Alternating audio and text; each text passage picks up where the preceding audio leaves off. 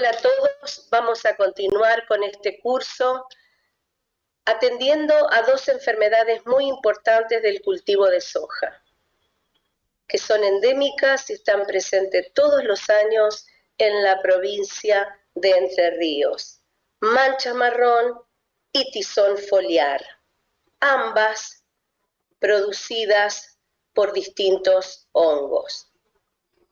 Mancha marrón es ocasionada por Septoria glicines, de ahora en más la vamos a nominar como MM, y acá podemos ver los síntomas de la enfermedad. ¿Por qué? Porque generalmente es la primera enfermedad relevante que observamos en el campo.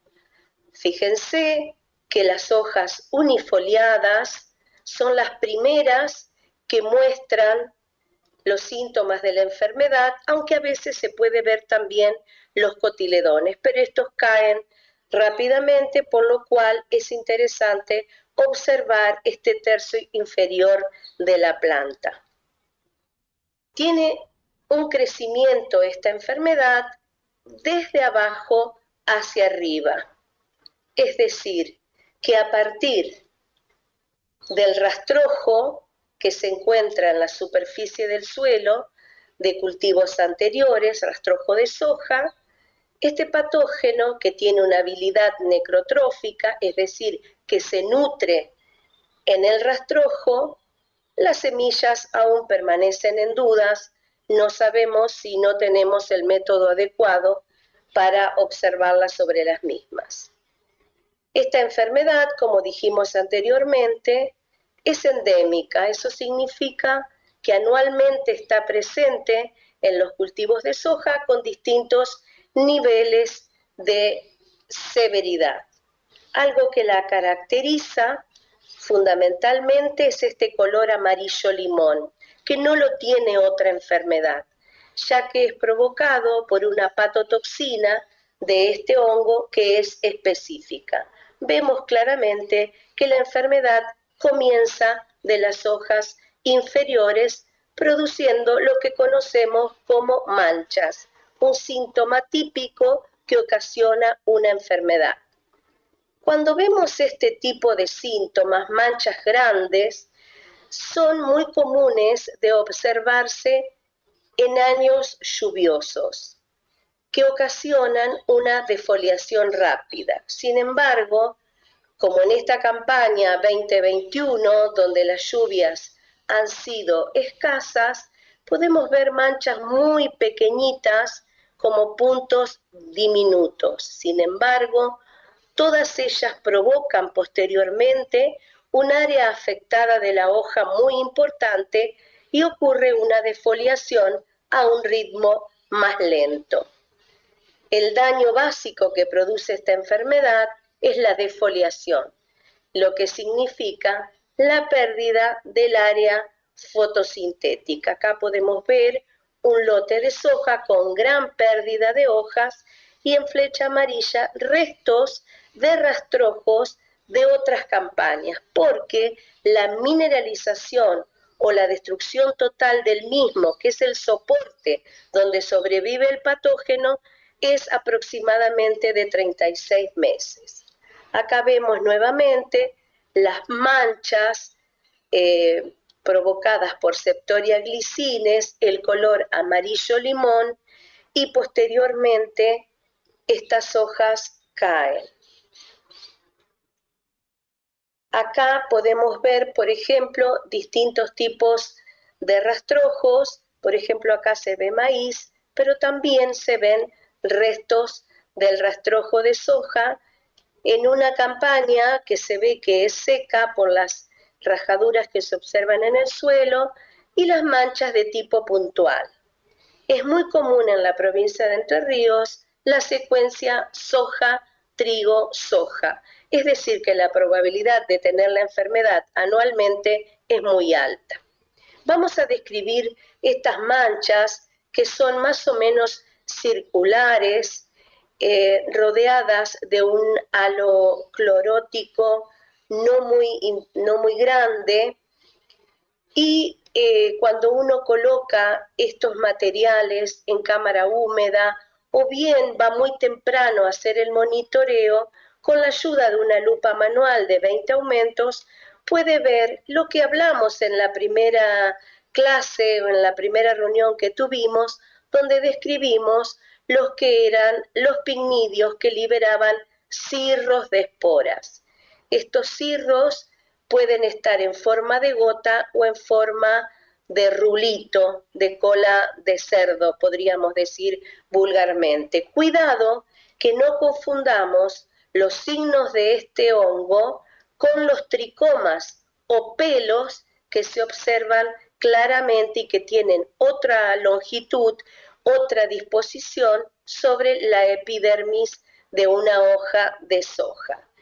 Con flecha amarilla estamos marcando estos rulitos que indican que hay una masa de esporas. Acá nuevamente podemos marcar, por un lado, los tricomas o pelos que posee la superficie de una hoja, y acá un rulito brillante que corresponde a un picnidio que a partir de un ostíolo que posee libera las esporas. En este caso, las de Septoria glicines son filiformes con forma de aguja y alinas y muy largas. Pero recordemos que es necesario, para que exista una diseminación de este patógeno, la existencia de lluvias y que la gota golpee sobre esta masa de esporos para salpicar hojas que están ubicadas más arriba u hojas de plantas cercanas. La mancha marrón, esta enfermedad que se caracteriza por manchas más o menos circulares y que posteriormente toma un color amarillo limón, ¿se puede confundir con otra enfermedad del cultivo de soja? No. Podría parecerse, y acá vamos a ver las diferencias, con el tizón bacteriano, como bien dice su nombre, ocasionado por una bacteria. En primer lugar, la mayoría de las veces vamos a encontrar el tizón bacteriano en las hojas nuevas superiores. Van a tener mucho halo clorótico, nunca van a llegar a una hoja con color amarillo limón. Se observa un acortamiento de las nervaduras, lo que produce estas abolladuras que luego, ante la presencia de vientos, va a ocasionar que las hojas se rasguen o presenten el daño sobre la lámina foliar. Volvemos a repetir, nunca va a dar el color amarillo limón generalizado. Es decir, no son parecidas, tenemos que estar seguros. Mancha marrón comienza de abajo hacia arriba, y por el contrario, tizón bacteriano lo vamos a observar siempre en las hojas más nuevas, ubicadas en el tercio superior. Vamos a reconocer la otra enfermedad importante, que es el tizón foliar o tizón morado de la soja, ocasionada por Cercospora kikuchi y también posiblemente por otras especies. Que también el hongo, además de provocar estos síntomas foliares, va a provocar el manchado púrpura de la semilla. Podemos ver que lo primero que podemos comenzar a observar es una leve coloración en el ápice del folíolo, de color rojizo, púrpura, lila, violeta. Va a depender fundamentalmente de las condiciones ambientales. Y vemos que en ataques severos lo que ocurre es una gran destrucción del área fotosintética de la hoja trifoliada del cultivo de soja. Algo que se ha reconocido en los últimos años es la existencia de dos tipos de síntomas. Durante 20-25 años hablamos de este síntoma típico, el tizón morado. Sin embargo, en 2017 los colegas de la UBA encontraron estos síntomas que a primera vista se parecen mucho a los síntomas de mancha marrón. En la campaña anterior, en febrero del 2020, en la estación experimental observamos en las hojas mediales y superiores de una planta de soja este tipo de manchas que fueron analizadas en laboratorio con técnicas muy sencillas que nos permitió confirmar la presencia de Cercospora kikuchi. Bien, ¿cuál sería el problema si realmente lo hubiera? ¿Tendremos la capacidad de identificar una mancha marrón de unos síntomas nuevos o recientemente confirmados ocasionados por kikuchi? Bueno, en general este tipo de manchas la vamos a ver en la parte superior de la planta, lo que es el tercio medio y tercio superior. Entonces, el problema sería que cuando tomamos una decisión de control químico, ya que no existe resistencia en las variedades de soja, sí sirve para las dos enfermedades. El control químico de estas dos enfermedades foliares se realiza con los mismos principios activos, independientemente que ya se haya encontrado en Argentina resistencia del hongo a distintas estrobilurinas. Sin embargo, los triazoles continúan siendo algunos de ellos muy efectivos.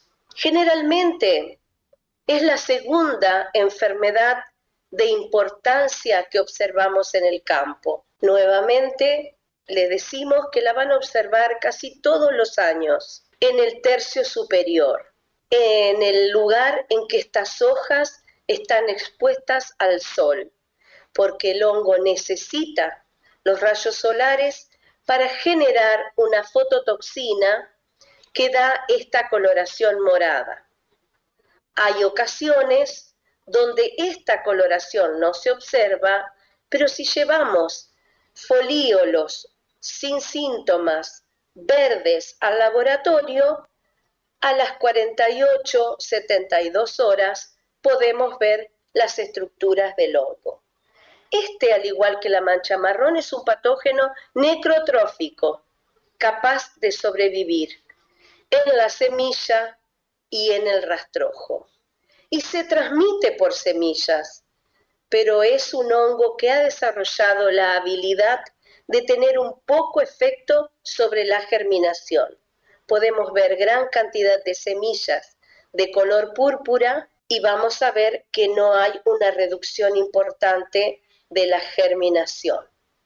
Observar las estructuras de Cercospora kikuchi no es sencillo, es más dificultoso que observar los pignidios y el cirro de esporas de Septoria glicines, el hongo causal de la mancha marrón. En este caso, los conidióforos poseen conidios largos y brillantes, semejantes a látigos. Acá los podemos ver, conidióforos oscuros, conidios y alinos, los estromas de los cuales hablamos en el primer encuentro que tuvimos para separar lo que era un estroma de un pignidio. De un estroma siempre van a surgir conidióforos y conidios y son muy importantes porque con la lupa esto se puede observar claramente. ¿Cuál es el daño que provoca este hongo al cultivo de soja?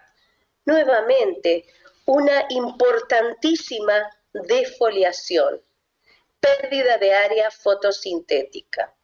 Además, acá vemos gran cantidad de vainas que no han cumplido aún con su llenado, además de provocar el manchado púrpura de la semilla que disminuye su calidad. Algo importante, como esta enfermedad aparece un poco más tarde que mancha marrón, su efecto se ve claramente en el peso de los 1000 granos. Algo muy importante es ubicar exactamente cuál es el periodo crítico, cuál es el momento en que el rendimiento del cultivo es afectado entre R3 y R55 o R6, entre floración y llenado completo de la vaina de soja. Por eso, recordando un poco lo que vimos en el campo, vamos a hablar de cómo podemos dividir nuestra planta de soja para poder ubicar los distintos estratos: tercio inferior, tercio medio y tercio superior. En aquellas etapas del cultivo en condiciones de muchas lluvias, es posible que cuando comencemos a monitorear hayamos perdido parte de las hojas del estrato inferior. Y si nos es más fácil, podemos dividir la planta en mitad inferior y mitad superior. Esto es muy importante. Cuando nos hacen consultas, sobre todo a través de fotografías, es importante saber dónde estaban ubicadas esas hojas y esos folíolos. Algo interesante, y fíjense la importancia que tienen reconocer los estratos, es que tenemos que tener algunos aspectos básicos de cómo medir una enfermedad. Lo que no se cuantifica de alguna manera no se puede manejar. ¿Qué es el objetivo de este curso? Poder manejar las enfermedades foliares más importantes del cultivo de soja. A través de los años, fijar los umbrales de acción, UDA, o umbrales de intervención química, no es muy sencillo. Cambian las variedades de soja, son de distinta altura, de distinta arquitectura, con más ramas, menos ramas, pero desde hace mucho tiempo manejamos el umbral de acción para la intervención con fungicidas el 20% de la altura de la planta. Con un 20% de altura de la planta enferma, estando en el periodo crítico, podemos tomar la decisión de realizar una aplicación. Otra medida sencilla a la que podemos acceder todos, y no tenemos que tener una habilidad especial para evaluar severidad, es contar el número de nudos desde R3 en adelante para poder fijar cuál es ese 20%. También hay escalas que hablan de la severidad, es decir, porcentaje del área del folíolo afectado. Y acá tenemos la escala de Martins, que es muy usada en Argentina, donde en un nivel muy bajo, entre un 5 y un 10% del área afectada, es el momento de definir una aplicación. Sin embargo, esta medida es mucho más dificultosa y engorrosa, que no nos permite fácilmente tomar una decisión. Hemos hecho toda una descripción de dos manchas muy importantes, dos síntomas en la planta de soja: mancha marrón y tizón foliar. Es muy importante que nosotros, una vez que hemos identificado los estratos de la planta, podamos definir la ubicación de los síntomas. Hemos dicho que mancha marrón se encuentra en la porción inferior de la planta o en el tercio inferior, mientras que tizón foliar en el tercio superior. Los umbrales de acción para ambas enfermedades puede oscilar entre el 20 y el 25% de área afectada estimada. Algo muy importante de reconocer es que mancha marrón la podemos ver desde B1, desde las hojas unifoliadas, hasta llenado completo de los granos. Mientras que tizón foliar no la vemos tan temprano en el lote, sí la vemos desde los comienzos de la etapa reproductiva, con mucha preponderancia en los estados R4, R5. Por ello, podemos decir resumidamente que ambas enfermedades se pueden manejar con algunos aspectos básicos que sirve para todas las enfermedades. Que los suelos tengan una nutrición balanceada, que existan rotaciones, es decir, que no haya rastrojo de soja visible.